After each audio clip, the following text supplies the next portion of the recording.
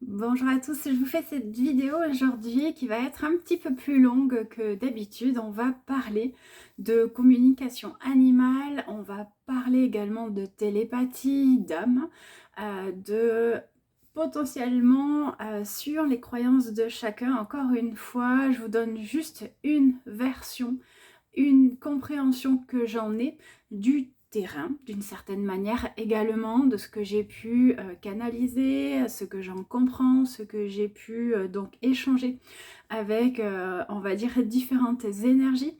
Et ça, c'est très important aussi pour ma part de savoir ce qui me résonne, aussi dans ce que j'écoute et d'autres professionnels qui peuvent parler aussi de certains sujets avec certaines croyances également. Donc, encore une fois, prenez encore ce qui vous résonne, ayez ou gardez votre propre discernement. En tous les cas, je voulais vous partager cette vidéo, ce constat, cette illustration que j'ai pu avoir lors d'une communication animale pour donc un chien décédé qui m'a montré quelque chose de très intéressant et c'est ce que je voudrais vous partager. En effet, du coup, son humaine m'avait demandé de refaire une communication pour savoir comment ça allait parce que elle avait dû le faire euthanasier suite à une maladie et pour éviter des complications parce que clairement il était dans un moment de sa vie où elle ne le reconnaissait plus, où il ne pouvait plus rien faire. Son regard, au-delà d'être vitreux parce que c'était un chien qui était âgé, elle ne le reconnaissait plus et c'était un chien qui avait de grosses difficultés. Donc les vétérinaires ont bien évidemment accepté et réalisé cette euthanasie, à juste titre malheureusement, pour soulager l'animal. Elle avait besoin donc de revenir sur cet aspect-là. Et en fait, elle me demandait mais où est-ce qu'il est, qu'est-ce qui se passe et qu'est-ce qu'il fait. Alors j'ai trouvé ça très intéressant parce que beaucoup de personnes, quand elles me demandent une communication animale, et notamment pour les animaux décédés, c'est généralement ces mêmes questions qui ressortent et c'est normal bien évidemment. Moi-même, je les ai posées à mes chiens en l'occurrence qui sont aussi décédés. Donc concrètement, elle me montrait cette âme. Alors on va juste reprendre quelques bases parce que pour moi, il y a quand même des différences entre l'âme, ou du moins le fragment de l'âme, en règle générale entre un humain et un animal. Je vous explique. On dit que quand on parle de l'âme, c'est du coup comme représenté, pour ma part, suivant ma croyance, et je ne suis pas la seule à le verbaliser, encore une fois, prenez ce qui vous parle, c'est comme une boule à facettes. Donc dans la boule à facettes, vous avez plein de petits carrés qui composent cette boule à facettes. Et vous voyez le volume généralement des boules à facettes. Donc en fait, il faut savoir que une âme, donc, elle est constituée de toute cette multitude de carrés et de boules à facettes. Et en fait, quand on parle d'âme, nous-mêmes, on n'est juste qu'un carré, en fait. Et on est relié à cette boule à facettes, ok?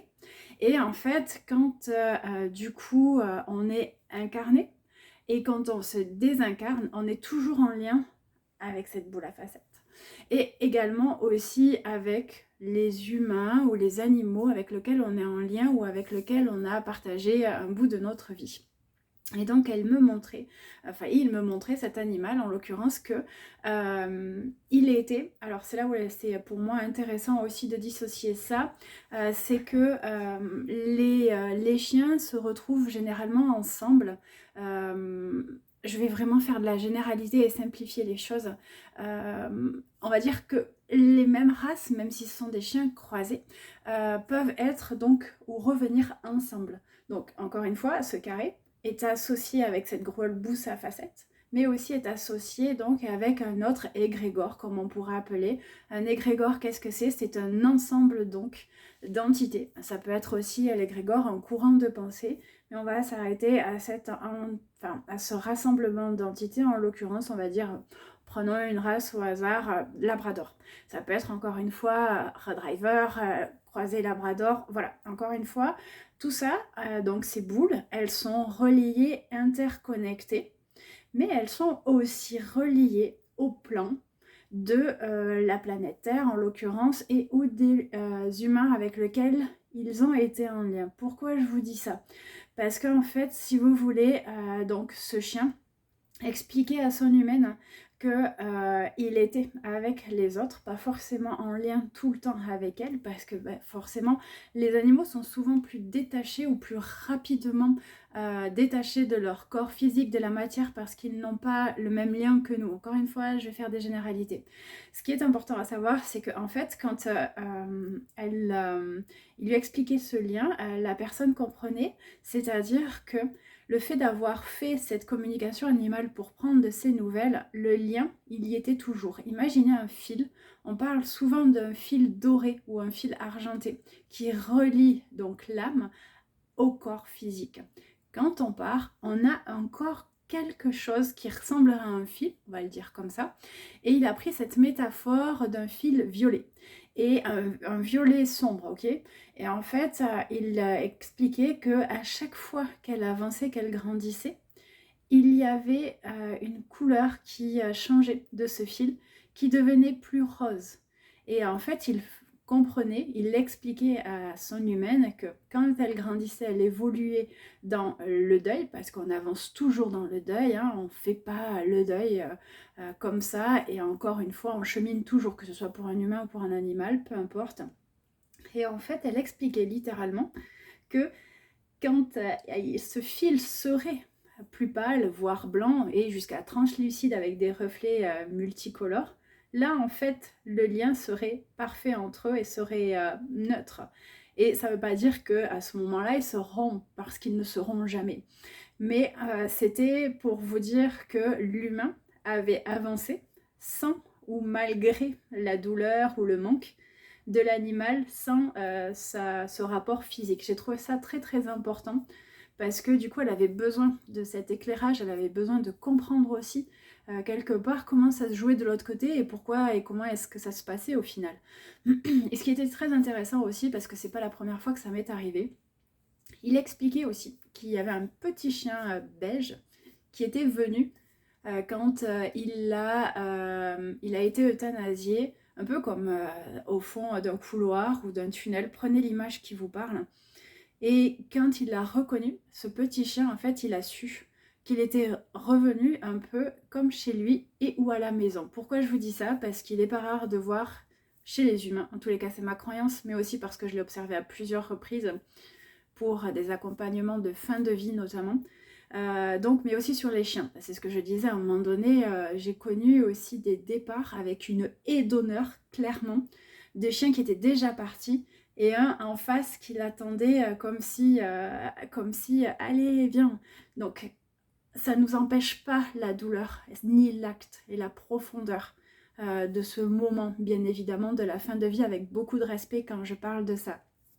Néanmoins, là où je veux revenir, c'est que en fait, je lui disais, je vois un petit chien, il m'explique au bout du tunnel ou au bout de ce couloir, il y avait un petit chien de toute petite taille, de couleur beige et un poil assez court. Et du coup, il avait l'impression de le connaître et d'avoir joué avec. Elle me dit, il me semble que ça doit être le chien de ma maman. Du coup, oui, c'est ça, en fait, c'est un petit chihuahua. Et en fait, elle m'expliquait que pendant malheureusement donc cet événement et ce rendez-vous d'euthanasie, sa maman était là pour l'accompagner bien évidemment dans cette étape importante. Et en fait, c'était aussi pour moi un beau clin d'œil, un beau remerciement parce que ces deux chiens avaient du coup cette possibilité de se retrouver. Et c'est ce petit chien, ce chihuahua, qui l'a amené, mais qui l'a aidé aussi à lui faire comprendre et à passer. Et ça, pour moi, c'est important parce que clairement, quand elle peut en parler à sa maman, mais quand elle y repense, elle me dit mais oui, il était adorable ce chien, ils s'entendaient très très bien ensemble. Qu'est-ce qu'ils ont passé que des moments à jouer, c'était vraiment, ils étaient complices. Et bien ça, c'est très important aussi de le savoir parce que pour nous, déjà humains, c'est important de le savoir, ça réconforte, ça soulage et on est quelque part plus apaisé que l'animal ne soit pas seul aussi, ou où est-ce qu'il est et qu'est-ce qui se passe. Cet autre animal est parti lui aussi dans son groupe et il a évolué différemment parce qu'il y a plusieurs étapes d'évolution. Mais en tous les cas, j'ai trouvé ça très intéressant parce que, comme je vous disais, je peux faire ce même lien, vous qui me connaissez, parce que j'ai autant cette pratique autant pour l'humain que pour les animaux. Quand on décède, on a littéralement, généralement, quelqu'un que l'on a aimé, qui n'est pas forcément de notre famille, hein, quelqu'un avec lequel on avait un lien particulier. Et quand il est là, ou quand il se présente, on sait, on sait, on le reconnaît et on sait que ça va bien aller parce qu'on a confiance en lui. Et ça, c'est la clé de tous les beaux passages, des passages sereins, parce qu'elle me disait, quand il est parti, en fait, quand son cœur a arrêté de battre, elle me dit il était apaisé, malgré la douleur, la difficulté.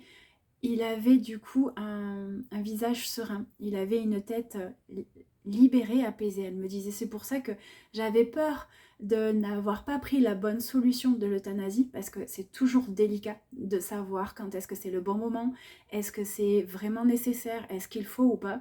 Alors les vétérinaires sont là bien avant tout pour pouvoir vous expliquer comment ça se passe, quelles sont bien évidemment les échéances et jusqu'où et comment est-ce qu'on peut arriver à faire cela. Et ce qui est très important, c'est qu'en fait, il nous épaule, il nous accompagne pendant ces éléments-là et ce moment-là, mais aussi de savoir que l'animal, quand il décède, il peut avoir son corps détendu, et c'est ce qui était le cas, alors qu'il ne l'était pas malheureusement avant, mais il était aussi détendu parce qu'il y avait cet autre animal qui, du coup, l'avait pris un peu sous son aile ou sous sa patte.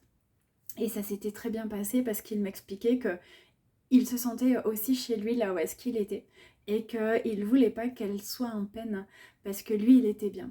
Voilà ce que je voulais vous partager parce que pour moi c'est essentiel de savoir que ça peut fonctionner comme ça. Je ne dis pas que c'est toujours comme ça, mais c'est important de savoir qu'il y a des animaux, des fois avec des humains, qui sont là pour accueillir un humain.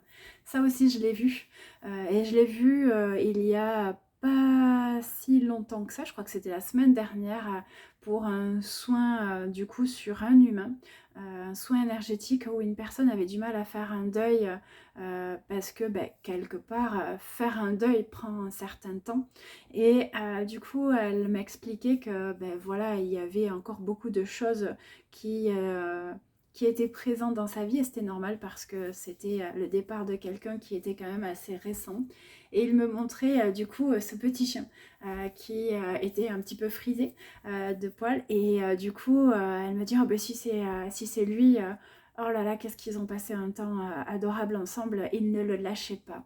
Et c'est de le savoir à tous les coups qu'ils ont vraiment vécu des moments de complicité quand ils étaient vivants et ils montrent quelque part qu'ils ont aussi cette même complicité de l'autre côté. Voilà ce que je voulais vous partager. Je suis en gratitude de tous ces témoignages, mais c'est tout ce que les âmes nous partagent, nous décrivent. Et je l'ai encore vécu sur une autre... pour une autre occasion qui m'a énormément touchée, mais ça sera l'objet d'une autre vidéo.